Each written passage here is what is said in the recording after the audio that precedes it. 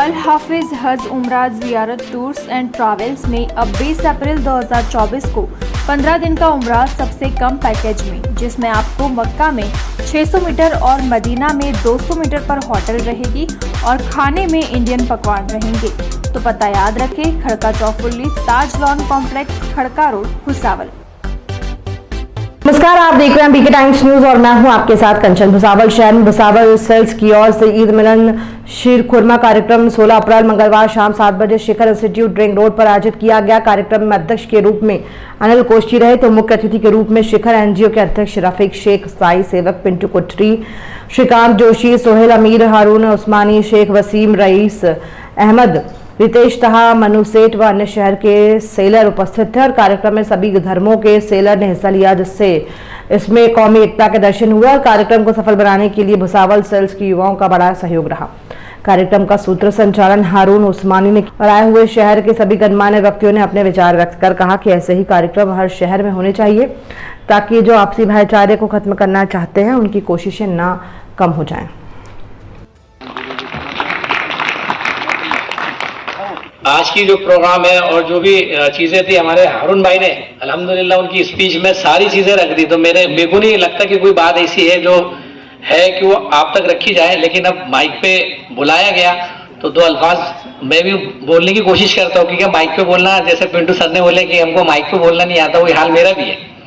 जैसे आप देख रहे हैं कि आज ईद के मौके पे ईद मिलन का जो प्रोग्राम रखा गया, ये ईद मिलन का प्रोग्राम इसलिए रखा गया कि इसमें हम हर धर्म के भाइयों को बुलाए और ये मैसेज दे कि इस्लाम और मुसलमान जो मजहब है ये शांति और अमन का मजहब है। कुछ मतलब कुछ समाज में कुछ ऐसे लोग रहते हैं, चाहे वो हिंदू में हो, मुस्लिम में हो, जो अपने कमेंट से या अपने रवैये से या अपनी बातों से अपने मजहब को गलत पेश करते हैं। लेकिन इस्लाम में अमन, शांति, भाईचारा इतना है कि एक मरतबा हमारे जो प्रोफेट मोहम्मद सल्लल्लाहु अलैहि वसल्लम है, उन्होंने उनके दोस्तों से, जिनको सहाबा इकराम कहते हैं, उनसे पूछा कि ये सहाबा ये बताओ कि सबसे बड़ा पहलवान कौन है। तो उन्होंने कहा कि हुजूर सबसे बड़ा पहलवान वो है जो एक ही दांव में पछाड़ दे। तो कहा नहीं। तो उन्होंने कहा अल्लाह आप ही बता दो। तो हमारे प्रोफेट मोहम्मद सल्लल्लाहु अलैहि वसल्लम ने बताया कि सबसे बड़ा पहलवान वो है जो बदला लेने की ताकत रखता हो, कि भाई मुझे किसी ने थप्पड़ मार दिया या दो बात सुना दी या मेरे साथ कुछ किया तो मैं पूरी ताकत से उससे बदला ले सकता, मैं उस पर हावी हूं, वो कमजोर है तो मैं बदला, अरे तुम बदला ले सकते हो लेकिन फिर भी तुम उसको अल्लाह के लिए माफ कर दोगा, ये सबसे बड़ा पहलवान है। तो मजहब इस्लाम में शांति, अमन, माफ करना, इसको सबसे बड़ा वो कहा गया है। हमारे मोहम्मद सल्लल्लाहु अलैहि वसल्लम की जो बीवी थी हजरत आयशा रज़ियल्लाहु ताला अन्हा, वो फरमाती कि हमारे नबी ने पड़ोसी के इतने हुकूक, यानी हुकूक मतलब जिम्मेदारियां, अब वो पड़ोसी में मुसलमान नहीं, हिंदू भी आ सकता, सिख भी आ सकता, ईसाई भी आ सकता, किसी भी धर्म का, कहा पड़ोसी के इतने हुकूक बताए कि मुझे डर लगने लग गया कहीं इनको अपनी प्रॉपर्टी में विरासत में ना दे दे। कि अगर तुम घर में अच्छा खा रहे हो और तुम्हारा पड़ोसी चाहे वो किसी भी धर्म का और वो भूखा है तो वो खाना तुम पर हराम है, उस खाने की भी तुमसे हमारा अल्लाह, हमारा भगवान पूछेगा कि तेरा पड़ोसी भूखा था और तूने खाना कैसे खाया। तो हमारे इस्लाम में जो है तो मोहब्बत, भाईचारा ये दिया। लेकिन अक्सर ये देखा जाता है कि सोशल मीडिया पे अगर कोई चीज आती तो हम बगैर तहकीक के उसको फॉरवर्ड कर देते हैं, हम उसको देखते भी नहीं कि सच है, झूठ है, क्या है। लेकिन मेरे को सबसे बड़ा इत्मीनान और सबसे बड़ा मुझे खुशी की बात यह कि हमारे भुसावल शहर ऐसा है कि यहाँ ये चीजें नहीं होती। अगर गलती से किसने कर भी दिया तो दोनों समाज में इतने सुलझे और समझदार लोग हैं कि उसको फौरन वो बात को दबा देते और उसको आगे बढ़ने नहीं देते। तो ये भुसावल में ना कभी ऐसी चीज कोई हुई और मेरी अल्लाह से दुआ है कि आइंदा भी ना और इंशाल्लाह कभी नहीं होगी। तो आज जो हमारे एक शाम सेल्स के नाम जो ईद मिलन का प्रोग्राम रखा गया, तो इनकी पूरी टीम को मैं बड़ी मुबारकबाद देता हूं कि लोगों ने एक अच्छा कदम लिया ताकि हमारी जो दूरियां है, कुछ लोग हैं जो दूरियां पैदा करना चाहते हैं, वो दूरियां खत्म हो और वो दूरियां खत्म भी हो और आगे दूरियां भी ना हो, हम एक साथ मिलजुल के रहे। आप हमारी ईद में आए, हम आपकी दिवाली में आए, बस ऐसे ही सिलसिला हमारा चलता रहे।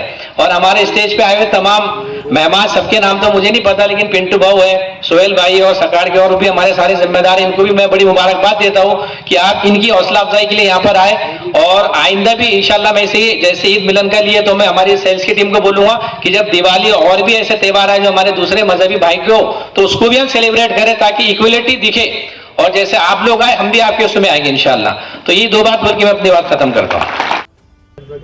असल में हम लोग सिर्फ मोहब्बत बांटना चाहते हैं, हम एक दूसरे के करीब और आना चाहते हैं ताकि हम लोग एक दूसरे को और अच्छे से समझे, हमारे अंदर जो दूरियां है वो ख़त्म हो, हमारे अंदर नज़दीकियाँ है, हमारे अंदर प्यार मोहब्बत है।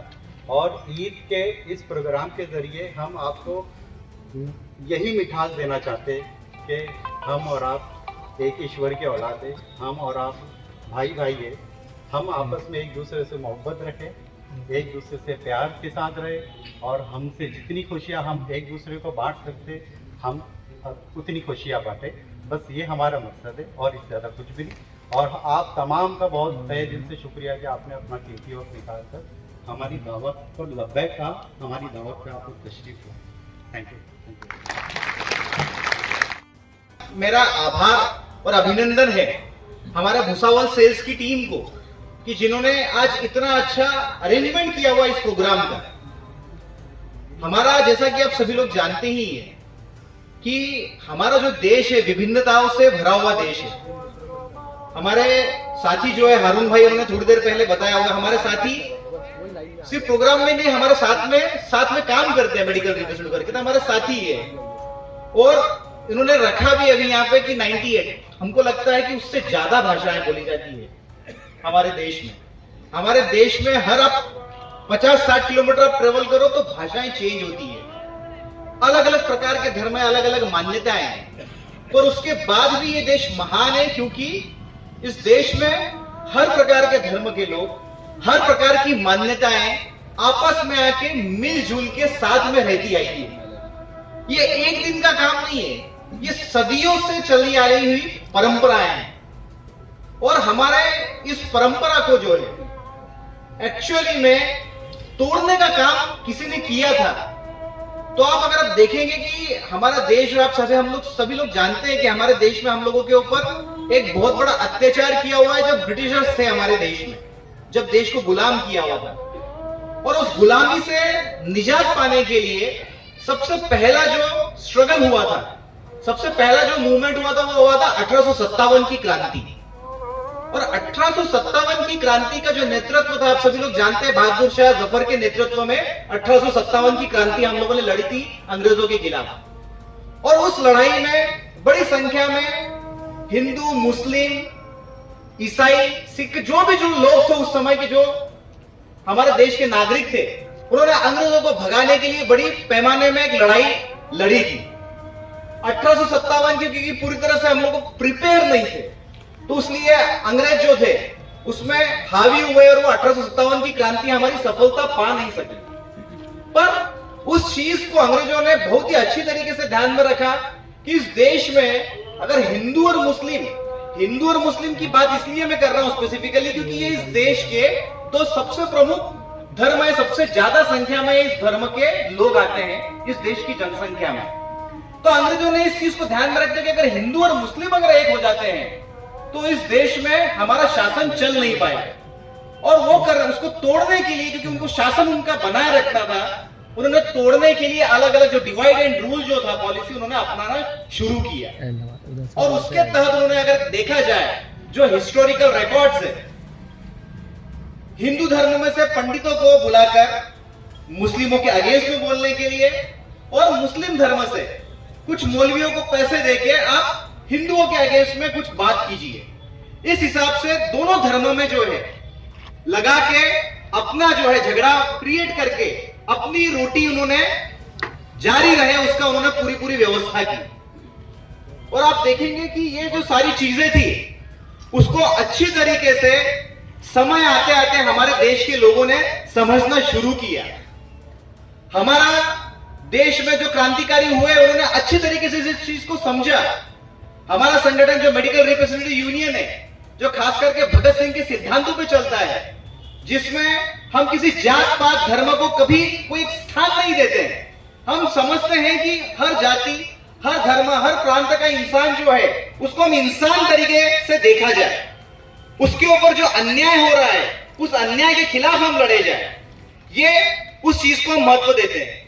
तो भगत सिंह जिनका मैंने जिक्र किया, उन्होंने भी हिंदू और मुस्लिम एकता के बारे में काफी कुछ उन्होंने बोला, लिखा, और उन्होंने हमेशा इस चीज की वकालत की कि हिंदू और मुस्लिम एक रहेंगे तभी इस देश की तरक्की हो सकेगी। आज के इस दौर में अगर हम जब देख रहे हैं पिछले कई सालों से, तो आज के हम दौर में हम लोग जानते हैं कि आम हिंदू और आम मुस्लिम का आपस में कोई बैर नहीं है, पर कुछ राजनीतिक पार्टीज जो है, कुछ जो पॉलिटिशियंस है, अपने फायदे के लिए, अपने जो उनका ब्रेड एंड बटर है वो चलते रहे, उसके लिए कंटिन्यूअसली मीडिया में आकर हिंदू और मुस्लिम के अगेंस्ट में हम देखेंगे कि कंटिन्यूअसली प्रचार होते रहता है, और उस चीज का हमारे देश के समाज में, जो एक शांत समाज में, उसके ऊपर एक एडवर्स इफेक्ट आता है। मेरा हमारे इस देश में, हमारे इस प्रोग्राम के, हमारे इस मंच के माध्यम से अपील है, इलेक्शन का पीरियड चालू है, पॉलिटिकल पार्टीज इलेक्शन लड़ रही है, जिसका इस देश के नागरिक से कोई लेना देना नहीं है। यह पॉलिटिकल पार्टी हिंदुओं के बीच में मुस्लिम का, मुस्लिमों के बीच में हिंदुओं का, दोनों के बीच में वातावरण दूषित करने के लिए अलग अलग प्रकार का कैंपेन करेगा, अलग अलग प्रकार के मीम्स बनाए जाएंगे। हमारा ये फर्ज बनता है कि हम उन सब चीजों को जजमेंटल ना होते हुए, हमारा आज की तारीख में सबसे ज्यादा प्रॉब्लम यह है कि दुनिया का जो देश का जो लोग वो जजमेंटल हो गया है। हमें कोई चीज अगर किसी से मालूम पड़ती है तो हम ये पता करने की भी कोशिश नहीं करते कि वो सही है या गलत है। हम उस चीज को पूरी तरह से यकीन रखते हुए उस चीज को आगे लेके जाते हैं, सोशल मीडिया पे कैंपेन करना शुरू करते हैं, और कम्युनल हार्मोनी जो है, हमारा जो सामाजिक सौहार्द है, वो डिस्टर्ब होना शुरू होता है। तो हमारा सबका ये फर्ज बनता है कि हम किसी भी चीज को जजमेंटल ना बनते हुए उस चीज को समझने की कोशिश करें। न मिला, मैं आपको मुखातिब इसलिए किया हूं कि आप देखिए, जब भी आप सियासी स्टेज पे जाते हैं ना, तो अगर किसी का नाम लेते हैं ना, तो उसके आगे जरूर कहते हैं कि भैया मेरी पोस्ट जरूर बोलना, कि मैं ये अध्यक्ष हूं, मैं उपाध्यक्ष हूं, मैं सेक्रेटरी हूं, मैं चेयरमैन हूं। लेकिन देखिए शायर क्या कहता है, कवि क्या कहता है, और आज ये जो सेल्स पर्सन लोग बैठे हैं ना, ये सब अपनी अपनी जगह एक पोस्ट रखते हैं, एक आला पोस्ट रखते हैं, जिनका मैं नाम ले रहा हूं बाकायदा, मंजू दादा, मुकुंदा, शिवराज साहब, बोरनारे सर, रविंद्र पाटिल साहब, यशवंत साहब, कामले साहब, ये अपनी जगह एक बहुत अच्छी पोस्ट रखते हैं। लेकिन फिर भी ओबिनॉल केमिकल से भी हमारे दरमियान तशरीफ लाए, प्रोफेसर दरमियान तशरीफ लाए हैं, लेकिन फिर भी अपनी जगह बैठे। मुझे शेर याद आ रहा है, मैं शेर पढ़ रहा हूं कि मोहब्बतों में दिखावे की दोस्ती न मिला, अगर गले नहीं मिलता तो हाथ भी न मिला। मोहब्बतों में दिखावे की दोस्ती न मिला, अगर गले नहीं मिलता तो हाथ भी न मिला। और अरे भाई, घरों पे नाम थे, नामों के साथ ओहदे थे, ओहदा मीन्स पोस्ट। घरों पे नाम थे, नामों के साथ ओहदे थे, बहुत तलाश किया, कोई आदमी न मिला। तो आज मैं कह सकता हूं कि आज हमारी इस महफिल में हर शख्स आदमी मौजूद है और इंसानियत का परस्तार है। मेरे दरमियान आज किरण बाविस का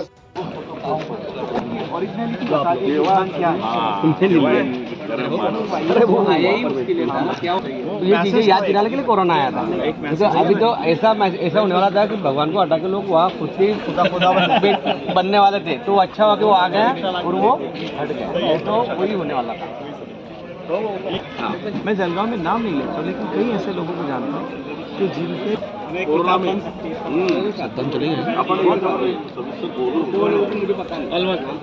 और एक तो डबल कोरोना हुआ तो कुछ बच्ची घर पे एडमिट, उनके रिलेटिव घर पे लेके गए, 14 लोग थे, 13 पॉजिटिव आए, बच्ची निगेटिव आई, तो जो गांव में थे गुड़गांव करके गांव है। भुसावल शहर की मुगलाई जायका कैटरिंग में अब स्वादिष्ट हैदराबादी चिकन बिरयानी 199 में 1 kg मिलने का एक ठिकाना, जिसमें आपको लखनवी हैदराबादी बिरयानी के साथ अन्य 20 प्रकार की बिरयानी मिलेंगी और खास रमजान में आपको 60 प्रकार के स्टार्टर रहेंगे। साथ ही आपको अरबियान तुर्कीज खाने के पकवान मिलेंगे और शादी और पार्टी के ऑर्डर लिए जाते हैं। तो पता याद रखें, खरगा चौफुल्ली ताज मैरिज हॉल के पास भुसावल।